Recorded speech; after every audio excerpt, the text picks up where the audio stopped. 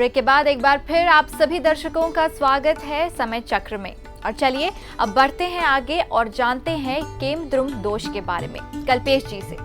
तो कल्पेश जी, ये केमद्रुम दोष है क्या, कुंडली में कैसे लगता है, इसका निवारण कैसे होता है?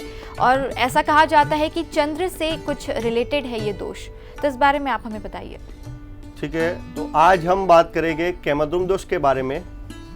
केमद्रुम दोष यानी एक चंद्र से लगता हुआ ये दोष है। चंद्रमा यानी जिसको हम मन का कारक मानते हैं, एक दिन में कई बार चंद्रमा का यानी अपने मन की इफेक्ट अपने को होती है। चंद्रमा अपने से 3,84,400 किलोमीटर दूर होते हुए भी अपने पे ये इफेक्ट करता है। केमद्रुम दोष का एक डेफिनेशन ऐसा है कि जब चंद्रमा के दाएं और बाएं यानी कि लेफ्ट या राइट में कोई ग्रह नहीं आता है, तब ये दोष इंसान को लगता है।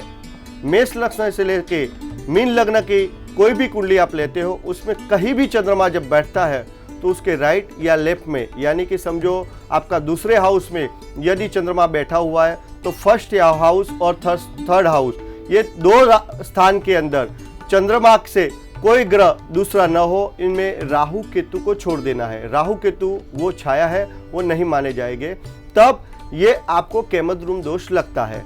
अब केमद्रुम दोष लगने से इंसान के जीवन में बहुत ज़्यादा परेशानियां आती है।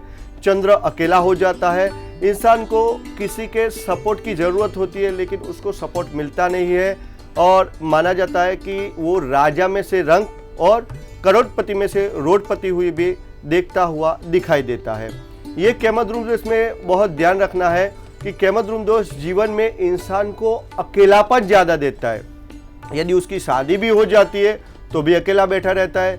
आप देखते हो कि कई अभ्यास में बच्चा जाता है पढ़ने के लिए तो भी अकेला अकेला बैठा रहता है। इसका कारण है ये केमद्रुम दोष।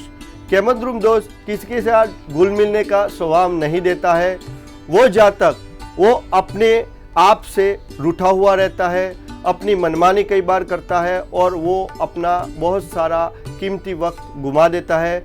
चंद्र से ये लगता हुआ दोष है। एक बात बता दूं आपको मित्र कि चंद्र से लगता हुआ दोष है, लेकिन सारे ज्योतिष ऐसा मानते हैं कि जब गुरु का दृष्टि या कोई अच्छे ग्रह का चंद्र पे जब दृष्टि आता है, उसमें चंद्र का दृष्टि में गुरु का उस पे दृष्टि पंचम दृष्टि हो, सप्तम दृष्टि हो और नवम दृष्टि हो, तब माना जाता है कि केमद्रुम दोष भंग हो जाता है, यानी कि केमद्रुम दोष लगता नहीं है। लेकिन मैं आपको इतना बता दूंगा, गौर से ध्यान रखिएगा कि जिन जातक की कुंडली में केमद्रुम दोष है वो इंसान का दोष कभी नष्ट नहीं होता है, वो थोड़ा कम हो जाता है, लेकिन दोष तो लगता है। चंद्र माँ का कारक है, चंद्र बच्चों का कारक है और अपने मन का कारक है। इन सारी चीज़ों में अपने को परेशानी पैदा करता है तो ये चंद्रमा पैदा करता है। तो पहले तो आपको ये चंद्रमा का जो केमद्रुम दोष है मैंने आपको बता दिया। उसका निवारण की यदि बात करते हैं तो निवारण कैसे होता है, पहले तो अपने घर में ही केमद्रुम दोष अपने को लगता है तो घर में ही ऐसा निवारण है कि आप कर सकते हो। तो पहला एक निवारण है कि चंद्र से लगता हुआ दोष है और उसके संबंध में अपनी माँ आती है, अपने बच्चे आते हैं, तो माँ को दुख लगे ऐसा कोई शब्द प्रयोग मत कीजिए। और माँ के साथ यदि रिश्ता अच्छा रखते हो, माँ को पसंद है वो चीज़ यदि आप मंडे के दिन लाते हो तो उसके लिए बहुत फ़ायदाकारक रहता है। माँ के आशीर्वाद लो, रोज माँ को पैर लगो, वो भी आपके लिए बहुत अच्छा साबित हो सकता है। बच्चे खुश रहे ऐसा आप कुछ करो तो भी आपके लिए अच्छा रहेगा। और शाम के समय पे यदि आप थोड़ा सा भी 10, 15 या 20 मिनट का मौन रखते हो तब उसका आपका इफेक्ट मिलता है। अब ये मौन रखने का क्या है तो आपको बता दूं कि जब चंद्रमा निकलता है तो ये 3,84,400 किलोमीटर दूर होते हुए भी अपने मन पे उसका इफेक्ट होता है। तो जब चंद्रमा दिखता है तो उसकी इफेक्ट जब पूर्णिमा का दिन होता है, पूर्णिमा का अगला पिछला दिन होता है, तो चंद्रमा पृथ्वी से बिल्कुल नज़दीक आता है और उसके समुद्र की लहरों को जो ऊपर लेता है तो जो भरती बोलते वो आती है। तो इंसान के माइंड में तो इंसान के शरीर में तो वो 80% पानी है, लिक्विड ही है।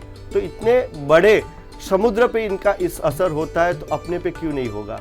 तो वो चंद्रमा जब केमद्रुम दोष लगता हुआ होता है तो इंसान के जीवन में बहुत सारी तकलीफें पैदा करता है। उसके निवारण के लिए बच्चों को अच्छी तरह से रखें, शाम को जब चंद्रमा दिखे मौन व्रत 10, 15 या 20 मिनट का धारण करें और हो सके तो वो इंसान चंद्रमा का दर्शन डेली रोज करे और केमद्रुम दोष का शांति अच्छे पंडित के पास करवाए और हो सके तो केमद्रुम दोष का एक यंत्र अपने पास ज़रूर रखे, रोज उसका दर्शन करे, उसका आशीर्वाद ले तो उसको बहुत अच्छी सफलता मिलने के चांस है। बिल्कुल। तो दर्शकों, ये तो कल्पेश जी ने आपको बताया केमद्रुम दोष के बारे में। हम उम्मीद करते हैं कि अगर आपके जीवन में इससे जुड़ी हुई कोई समस्या है तो उसका हल हम आपको देंगे। करना आपको सिर्फ इतना है कि एक ईमेल भेजना है kalpeshupadhyay41@yahoo.in पर और सब्जेक्ट में समय चक्र जरूर लिखें। आपकी समस्याओं का हल कल्पेश जी जरूर देंगे। फिलहाल रुकेंगे एक और छोटे से ब्रेक के लिए, कहीं मत जाइए, देखते रहिए समय चक्र।